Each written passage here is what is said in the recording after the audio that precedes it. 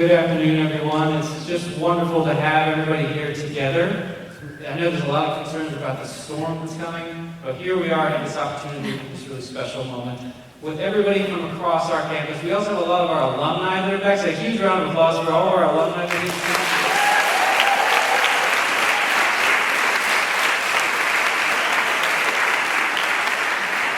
I don't want to take any more of the time from this really special moment that we all have the ability to share this afternoon. It is such an honor and a privilege to have on our campus a truly transformative artist, a trailblazer, a dancer, an author, and above all, absolutely an inspiration. So please welcome along with our own Dean Outlaw, Misty Copeland.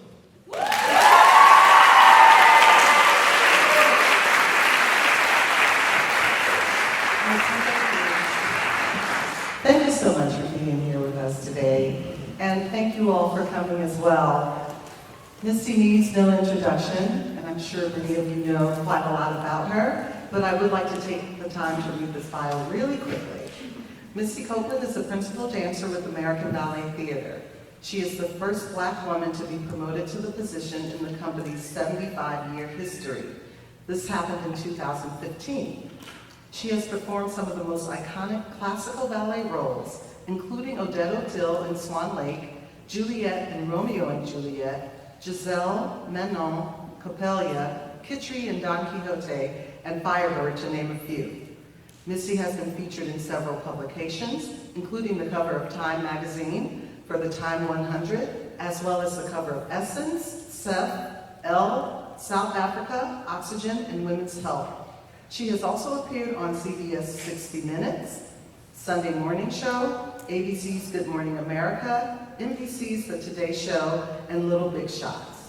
She made her first award season guest performances in 2019 with Taylor Swift at the American Music Awards, and again at the 2020 Grammy Awards alongside Camila Cabello, Common, Ben Platt, and dancers from the Debbie Allen Dance Academy. Misty started her production company, Life in Motion Productions, and is working on her first project, Louder, a silent arts activism film using dance to help raise awareness about homelessness. She is also featured in an episode of Masterclass, the online series. Misty is an avid philanthropist and is an ambassador of the Boys and Girls Club of America, of which she is also an alum, and Mind Leaps, an arts education program based in Rwanda that helps young people get off the streets and into an academic setting to help enhance their lives. Misty is the New York Times best-selling author of Life in Motion, Ballerina Body, Black Ballerinas, and a picture book titled Bunheads. She's also the author of the award-winning children's picture book Firebird. Misty's newest book, The Wind at My Back, in tribute to her late mentor and friend, pioneering ballerina Raven Wilkinson, is publishing in November of 2022. Thank you so much.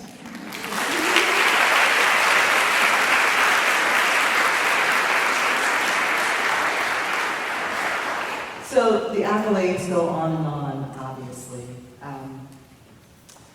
I would like to really start and talk about the things that maybe people don't hear as much about. Some of the activism and the pioneering things that you do around promoting opportunity and access for children of color, in ballet in particular, but in dance as well. And I'd like to start by asking about the ballerinas in the book that you feature in Black Ballerina, My Journey to the Legacy. One of those ballerinas is named Stephanie Dabney. I'm sure that she, like many of the others in the book, has been a role model to you. I'd like to know about the importance of role models in your life, but I'd like to pause on Stephanie Dabney, who was the first ballerina to do the Firebird with the Dance Theater of Harlem. She passed away this Wednesday, and I'd like for us to just have a moment of silence for her.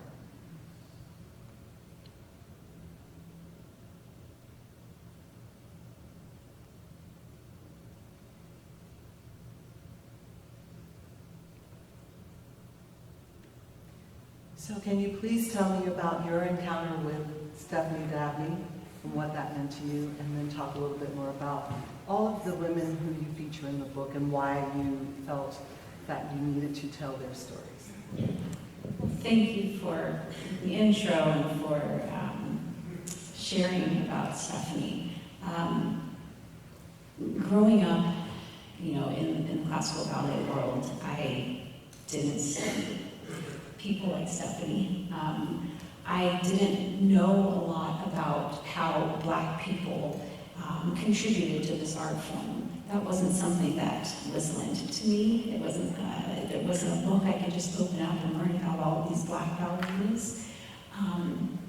But I remember probably around the time I was doing the Firebird, which is way too late for me to have been learning about such pioneering Black ballerinas. But in doing my research and preparing to be the Firebird at AET, Stephanie was one that I looked to, you know, in the imagery. I connected with her. We had conversations. She came and saw me perform at my debut in Swan Lake at the Metropolitan Opera House. And just to have shared, you know, a handful of really special moments with her, you know, it's brought so much to my life in a way that is hard to explain. To be able to see someone who's literally walked in your shoes and has shared so many similar experiences, and also has had such a close bond with this iconic role of the Firebird. You know, when I think about the Firebird, I think of Stephanie, and I think of her spirit in capturing this iconic figure in the classical ballet repertoire. So she is one of the ballerinas that I featured in Black Ballerinas.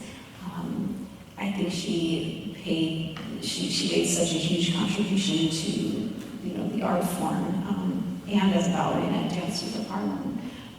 But I felt that I think that was my 7th book, Black Ballerinas, and such a proud moment to be able to create something that I feel doesn't exist, which is in one place to have a book where you can open up and see images of Black dancers with all different body types that have such drastic ranges of success, and really, I think my main goal was to be able to show and highlight what success looks like in ballet, that it doesn't have to mean you're a principal dancer at the Royal Ballet or American Ballet Theatre or New York City Ballet. There are so many varying levels of success and how you contribute to this art form. And a lot of these women in this book didn't even go on to be professionals or dance in major companies, but in their communities they were giving back and training Black and brown dancers who've gone on to be incredible, you know,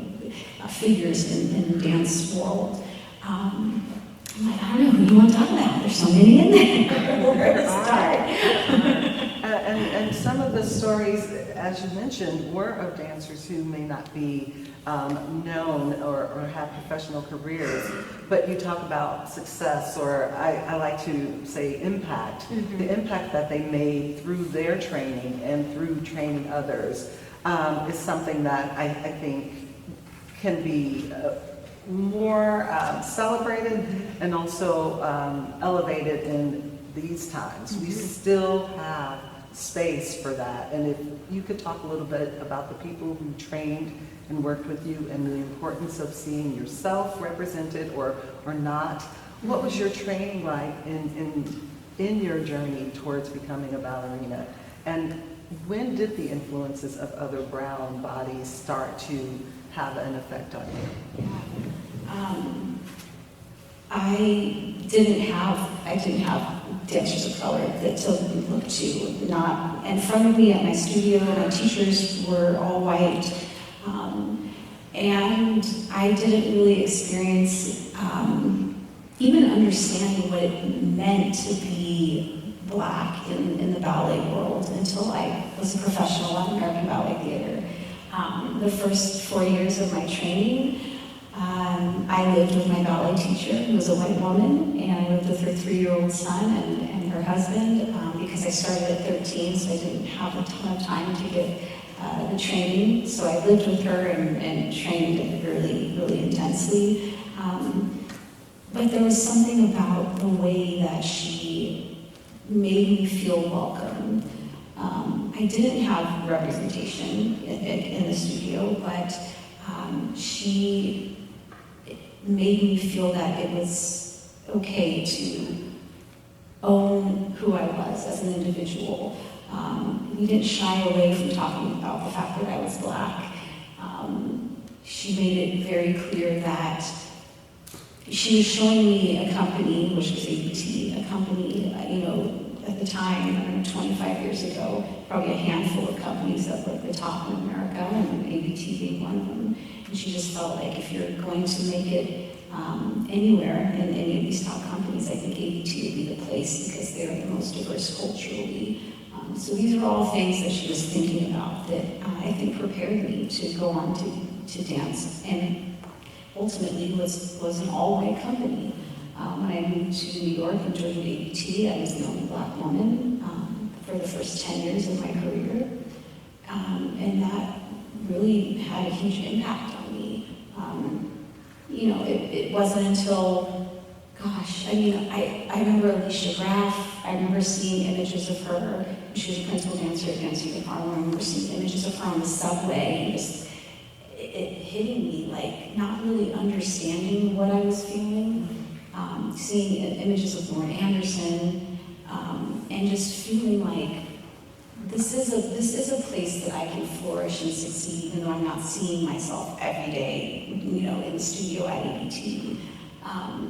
But it was in those formative years of starting my professional career that I started to realize that my purpose is more than not just, because it's a huge feat to join a professional company and go on stage and perform, but I felt that my purpose was more than being a performer, and that I felt that I could use this stage and platform and my voice to connect with and share the stories and legacies of so many Black and brown people who aren't acknowledged and haven't been given their flowers for their contributions to the art form.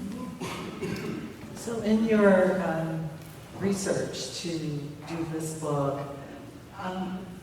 where did you start, and what was it like actually having the opportunity to interact and connect with these women who many had paved the way for you, some were your peers and performing at the same time, and what bonds were formed, and what's the relevance in having like and kindred people to interact and share your stories with?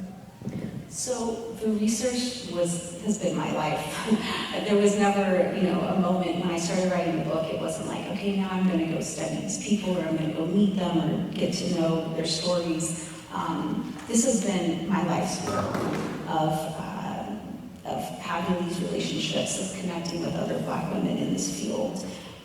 So it was just like, finally I can share all of this that I felt, and that the relationships that I've garnered, and so there wasn't really a time. It was really just like taking the time to sit down and actually write about my experience of being a part of the ballet world and connecting with other Black classical dancers.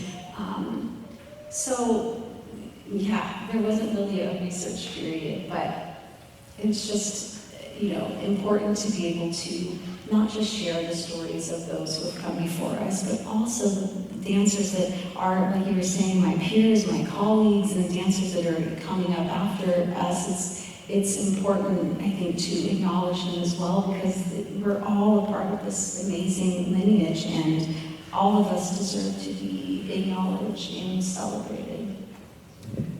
So in going across the list and the generational aspect of it, what was one of the common threads that you found? Maybe a common thread that was a triumphant one, and maybe one that was a challenge.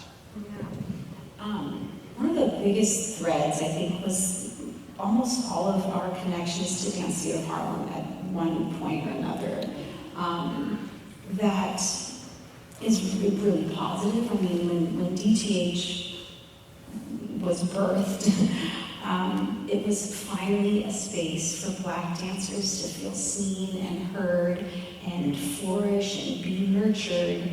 And at the same time, when they went under for 7 years, there was an entire, there were generations of dancers whose careers just, that was the end of it. It's really devastating to think about so many dancers in that book who, when the company, I don't know what's the word I'm looking for, defunct, they auditioned for white companies, and I don't know how many dancers were in Dance Out of Harlem, 80 or more. Yeah, about that number at its height. And I think maybe less than a handful were accepted into other companies. So can you imagine how many Black dancers' careers were cut short, or how many Black classical dancers had to become modern dancers in order to get jobs? It's devastating. I think about Alicia Graff that went on to dance for 80. She was a classically trained ballerina at Dance Out of Harlem. And I think if that doesn't say, how closed the ballet world is to Black bodies, then, that to me was both a beautiful thread and a devastating thread, Dance Out of Harlem, within so many other stories. And any other devastating threads or challenges? Yeah, I think a lot of us had the experience of just feeling that ballet was not something that was accepting or meant for our bodies to do, whether it was, being told or made to feel that our hair wasn't, there's no way to put our hair in the classical style, so therefore we don't belong in this space or on this stage. I'd say the most common is probably having to put lighter pancake on our skin or makeup on our skin in order to fit into the company, in order to do, the ballet blanc ballets, the white ballets, Giselle and Swan Lake and Mabaya Dare. That's a pretty common thread that I talk about very openly, and I've had many discussions throughout my career with the hair and makeup department, with my artistic staff, about making changes, like really thinking about what is the purpose, what is it that we're trying to achieve? Is it just uniformity?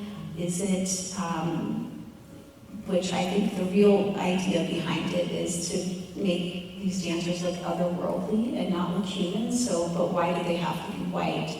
Why can't you just take the matte, or take the shine away and put powder on? It's your color. So I've had these conversations and did see a change and stopped doing that probably my last couple of years in the Court of Ballet. Well, you are one who's using your art as activism, and you are expanding your platform in many ways. Can you talk about the program that you are launching for the Boys and Girls Club and what that will do for students now and in the future to have more access to ballet? Yes, this work means so much. I'm sorry, I feel like we're so serious. We'll get to some light stuff. No, it's really exciting, just throughout my journey, my experience of starting out at a community center, at a Boys and Girls Club. That's where I took my first ballet class. I was 13 years old, and I was discovered on a basketball court in my gym clothes and socks, and that's where my career started. But it was because of an after-school program giving Black and brown underprivileged children access and opportunity to be exposed to classical music and classical dance. And I've always felt like this changed my life. I was one of 6 children living in a motel with my mom in one room. And this art form gave me the tools to succeed, no matter whether I would have gone into dance professionally or not. And it was like, how do we continue this cycle? And so, throughout my career, I've attempted to do this. I helped to launch a program at American Ballet Theater many years ago now called Project Plie. I believe it's called Rise now, where we attempted to do a similar thing. And now I've kind of gotten to a point where it's like, I need to do this on my own. I think it's like the ballerina in me, the control freak, the Virgo, all of those things. So I started my own foundation that just launched like 2 weeks ago. And the first program that we are launching that will start in October, it's literally the same thing that I experienced. So through the Misty Copeland Foundation, we have an after-school program called Be Bold, and it stands for Ballet Explorations. Ballet offers leadership development. And we're starting out in the Bronx, and we're reaching these children through the Boys and Girls Clubs. So there's 6 different sites in the Bronx, and it's two days a week, basic ballet, but it's a different way of teaching ballet. It's fun, it's rigorous, it gives these students an opportunity to have more of a voice. All of these things that we don't often see or correlate with ballet, I wanted to mix up and change. The way that live music as well, that will be not just classical piano, but guitar and drums, to make it accessible, affordable, and fun. And I feel like that's the way that I want these communities to see ballet and feel that they can be included in a part of it. Where are you pulling the faculty from? Please speak up, we can't hear your questions, I'm sorry. Okay, thank you, sorry. And where are you pulling the faculty from to train these students? Yes, so our teaching artists have come from, Howard University, NYU, Columbia. They're certified teachers for American Ballet Theater School, JKO. They're from all over. We have the National Dance Institute in New York City, who's Jacques Devoise, who was a principal dancer with New York City Ballet and started this incredible in-school arts dance program, 30 years ago or more, 40 years ago. And I came together with the National Dance Institute to create the curriculum for my program. So it's really specific, and it's not just an ordinary ballet class. So we handpick these teaching artists. We have about 16 of them that are going to be going out into the field. They're incredible artists. They're still active and performing, but want to give back to these communities and teach and have an impact on these children. And they're diverse, and they look like the students that they're going to be teaching, which is so vital and important for these kids that can feel that their community, their background is being embraced, that it's not a negative thing when they enter the room in a classical ballet setting. So I'm only going to ask you one other question, and that's about Raven Wilkinson. She is one of the ballerinas featured in your book. I know you all have developed a special relationship, and I believe she is also the inspiration to your new book that's coming out. Yes. Can you talk about that mentorship and what that has meant to your career, and how you desire to be that to future generations? Yeah, so for those of you who might not know her, Raven Wilkinson was a classical ballerina with the Ballet Russe de Monte Carlo, which was, the first American classical ballet company. And I think they came in the 30s. And Raven was the first Black woman to join the company. She was an incredible ballerina.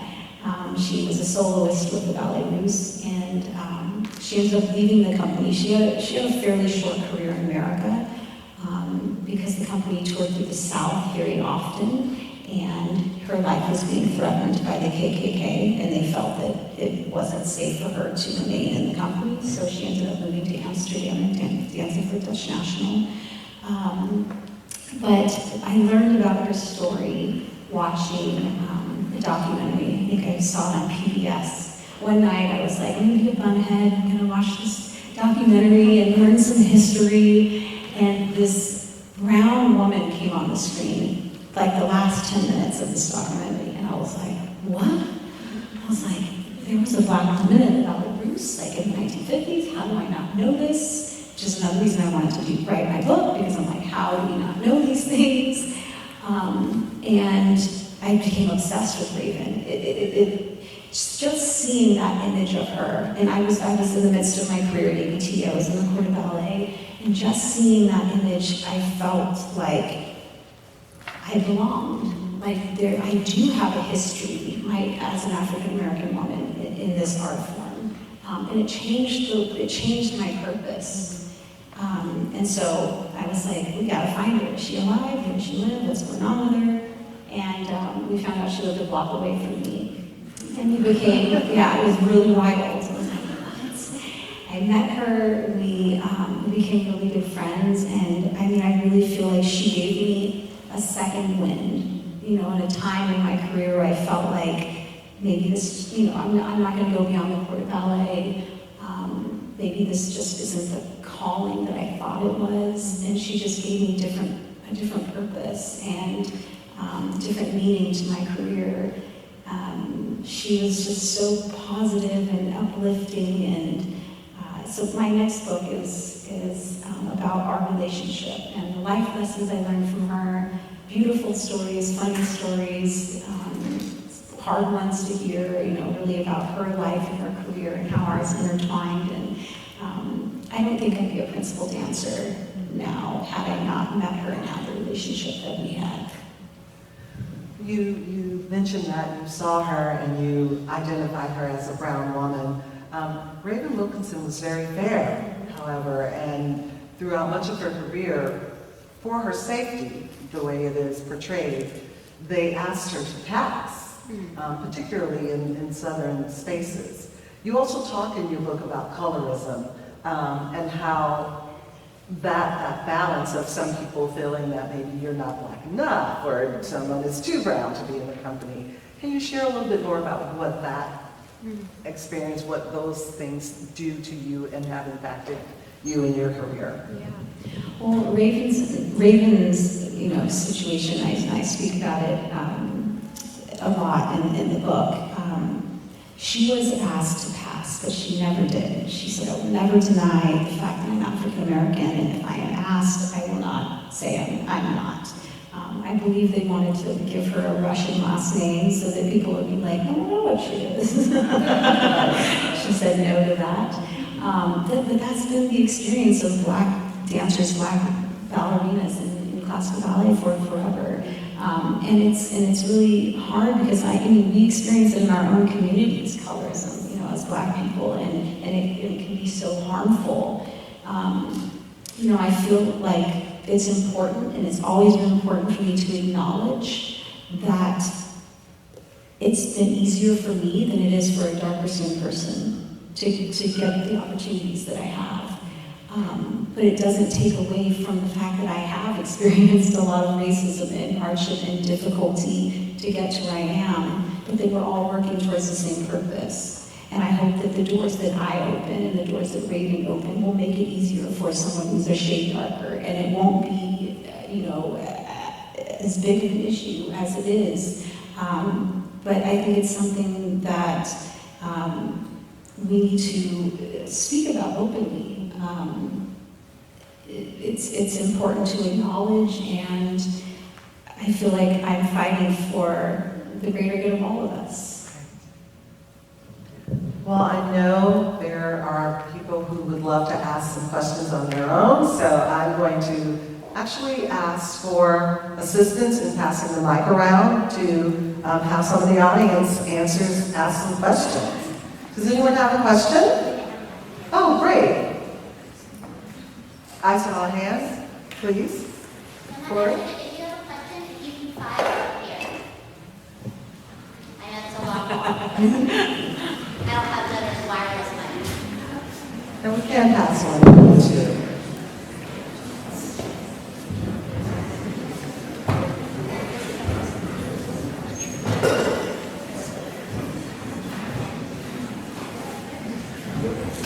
Please come forward. Hello. My name is McKinney Brown, and I go to Empire Dance Studio.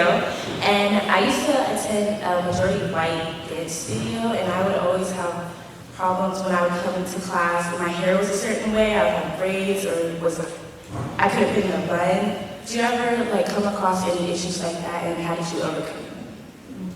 Yeah, it's still something that a lot of dancers of color deal with, and it's conversations that I think have become more relevant in the past 3 years, and it's something that we are addressing, especially at American Ballet Theater.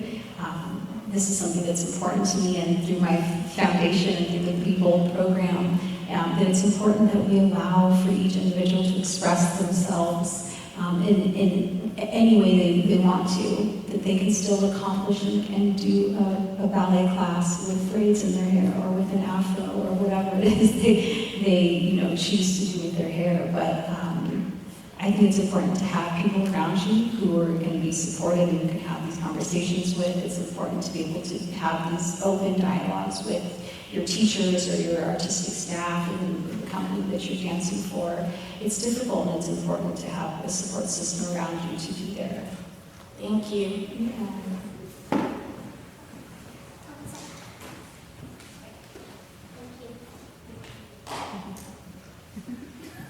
Hello, my name is William, and I also dance with Empower Dance Studio.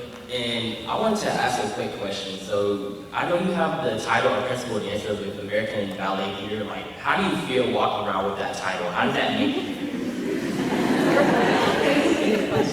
feel? I remember being 13 and thinking that was the goal. I want to dance for APT. Oh my gosh, one day to be a principal dancer. And I think that the more real my career became and the more time I had in the corps de ballet and understanding the value you bring as a corps de ballet dancer and how difficult it is, it gave me a whole new appreciation for what those ranks meant and what my contribution really was. And so I feel like throughout my career, I kind of got rid of that idea of what that meant. By the time I was performing principal roles, I had already been in the company for 15 years, which is a long time to wait to do principal roles. And that title was no longer important at all. I was I'm living out my dream. I'm dancing Swan Lake and Juliet and Juliet, all of these incredible roles. But at the same time, when I was promoted, I understood the value of that title for our community, what it meant to say a Black woman is a principal dancer, and it is important. So it's changed and been all over the place, but it's an incredible honor to hold that title. Yes, no, thank you. Hi, my name is Leander Gray, and I'm a dance student here at Endalyn School of the Arts. And my question is, having been a part of the ballet world for a while now, how do you see the future going for the color community in the ballet world and in the dance world, and how do you think that the things that you've been doing, and how do you want the things that you've been doing to affect that in the future? I feel like I'm a positive person, but I feel really hopeful for the future of dance, especially for dancers of color. Like I was saying, in the past 3 years, I feel like I've seen the most impact I've ever seen in my whole career. And it's really empowering that young people have a voice in a way that I've never experienced, especially as dancers and as ballet dancers. We often feel that we can't have a voice, or we shouldn't. We express ourselves through our bodies. And I'm so excited about this generation and the way you guys speak up and are activists in so many ways, the way you guys use social media, and it's really empowering, and I think that it's changing the classical ballet world in a really positive way. I don't know, my contributions, I'm just going to continue to keep doing the work that I'm doing and slowly picking away at all the issues that need to be addressed.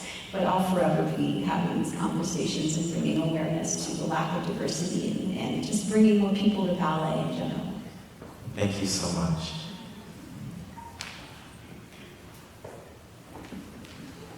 Hi, Ms. Copeland. My name's Carl. Thank you so much for coming to our campus, Thank especially you for coming. in this rainstorm. Like, it's amazing to have an inspiration like you here. I started ballet quite late my junior year, and knowing that you started late as well, I was wondering if you had any thoughts on how to deal with feelings of inferiority or insecurity or even imposter syndrome, and how you would go about making sure that doesn't cloud your confidence when you're in a studio setting. Well, I can tell you that it doesn't matter what age you start at, people experience that feeling of having all of those doubts. And I think it's, as I was saying earlier, like it's so important to have a support system around you and people that you can lean on and have conversations with. And to recognize and understand that everyone around you is feeling that way. You're not alone in how you're feeling. I think that it's something that you have to address every day.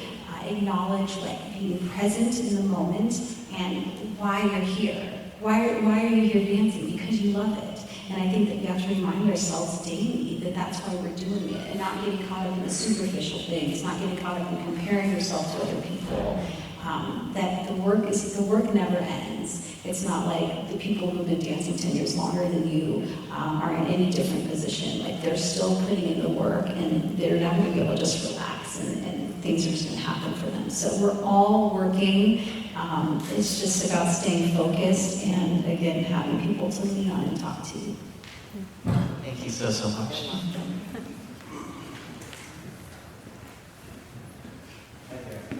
My name is Jack, and I just want to know, what's your favorite part of being a professional?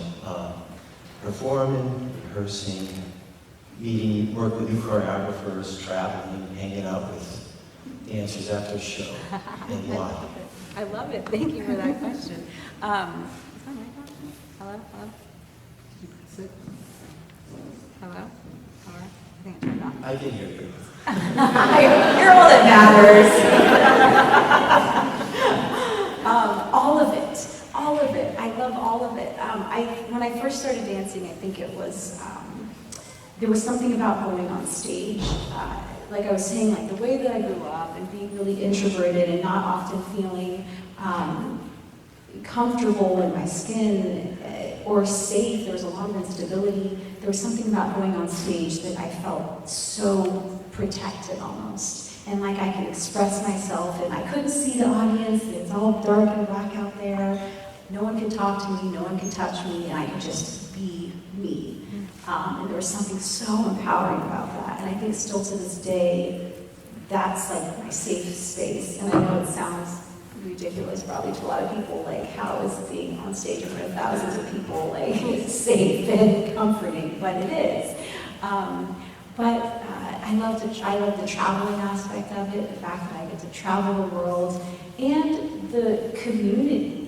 A lot of people think about ballet and they think it's so competitive, and that you're in these companies like putting glass and point shoes and fighting, and it's not that way. At least not from my experience. Maybe it is for some people, but being able to build these relationships. I grew up with so many of the dancers that I'm still dancing with. I've been in the company for 21, 22 years like that, and I spend more time with them than my own family. And it's really amazing to be able to build those relationships.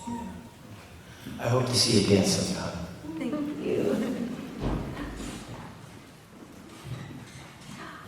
I thought that was you this whole time, and I was like, she looks so familiar. Hi, Sophia. Hi, how are What are you? you doing here? I'm an alum of the school, and I got the pleasure to work with Misty on the launch of her foundation. And you touched very briefly on how it was for you to build the curriculum and being a part of you with all the meetings. I'm wondering if you could talk a little bit about what was really important to you to make sure it was in your curriculum of your foundation to pass on to the next generation of Black and brown girls. Thank you so much. It was important for me to be able to extract all the positive, amazing, beautiful things about ballet and put them into this experience of building the curriculum. And kind of getting rid of and going away from something as simple as having mirrors in the studio. And I know that we use them to check our lines and make sure that our hips are square. But when you're thinking about young kids who are entering into this space, that's something that I felt like I want them to just feel that they can be them, and they're not looking at themselves and they're comparing themselves to other people. The way that National Dance Institute has created their curriculum, where there's kind of this free-flowing energy throughout the class. There's not a lot of stopping and starting and correcting, but there's music constantly playing. Even if you're getting corrections, it's over the music, so there's a rhythm that's always there. The dancers have the freedom to express themselves verbally and maybe create a little bit of choreography. The way that we have bar work where you finish a combination and instead of stopping and talking and then turning to the other side, the dancers run around the bar within 8 counts. It just it keeps the energy flowing and going, and just trying to remain as positive and celebratory as possible in that space. Thank you. Yeah, I think we have time for one more.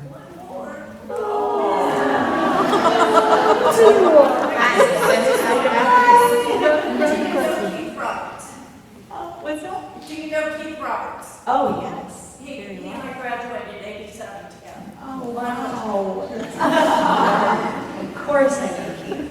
He's a legend. Awesome. Thank you so much, Misty, for being here. My name is Tanya Green.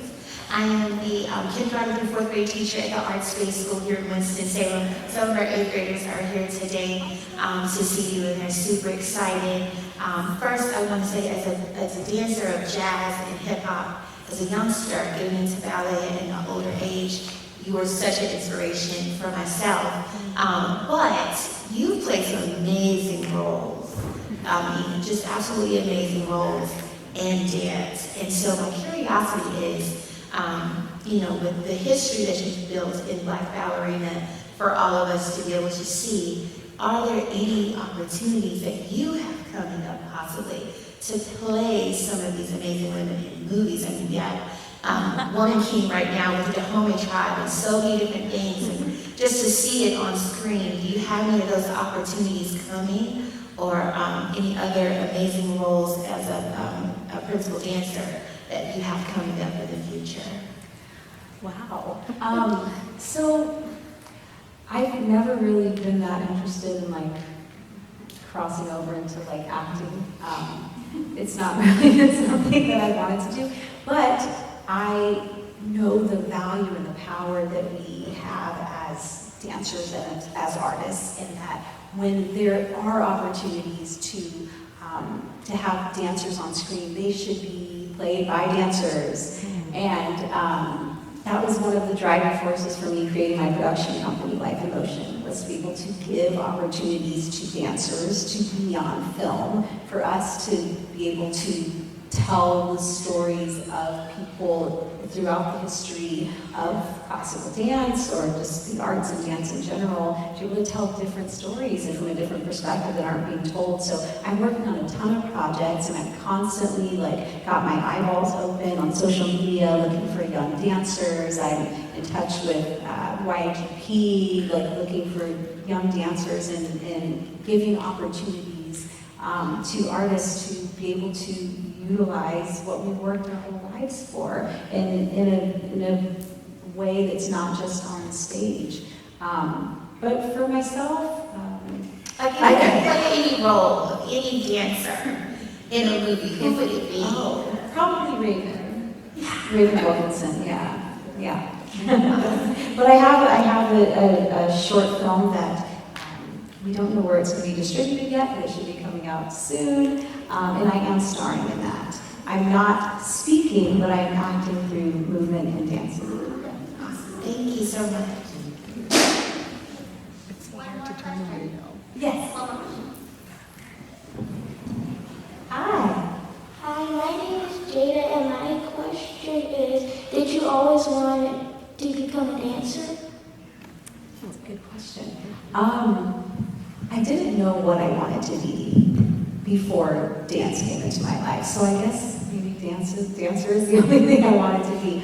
But I didn't understand what it meant to be a classical ballerina. I didn't know much about classical ballet, but I knew that I enjoyed moving my body, and it was the only way that I felt like I could really express myself. It was a language that suited me best, so I guess I did always know. Thank you. I feel so bad. I know. Come Come on, on, come come on, on. let's Come on, no, come on. let's do it. Let's do it. They're up. Come on, let's do it.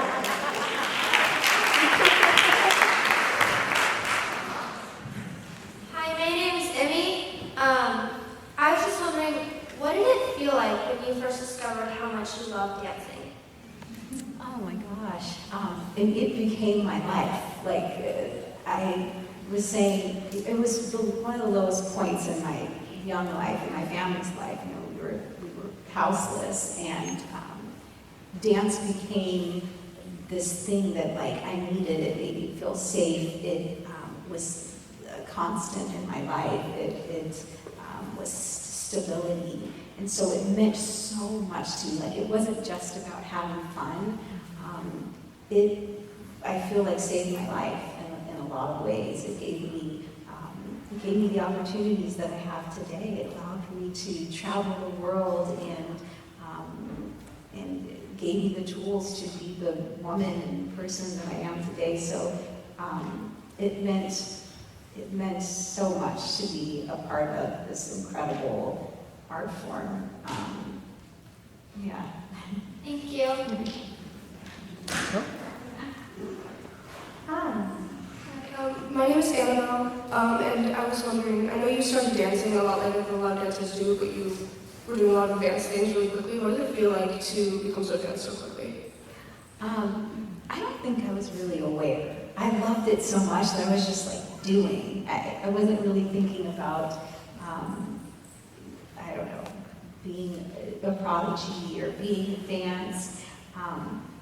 But I don't know, let's see, some examples. I remember going away to San Francisco Ballet, and I had only been dancing for a year and a half.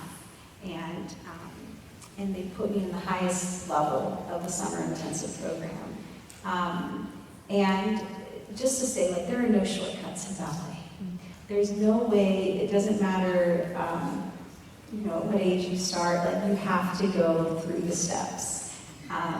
So, even though I could catch on, there were still so many things I didn't know.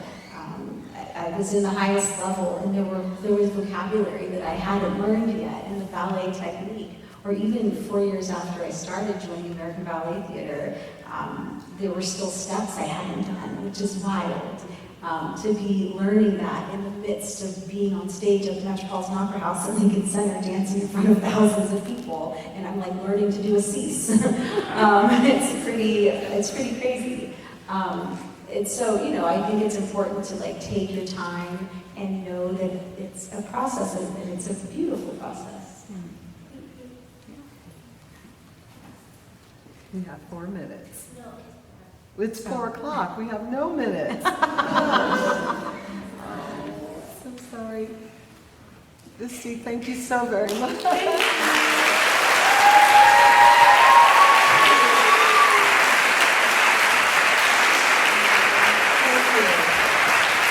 you so much for coming.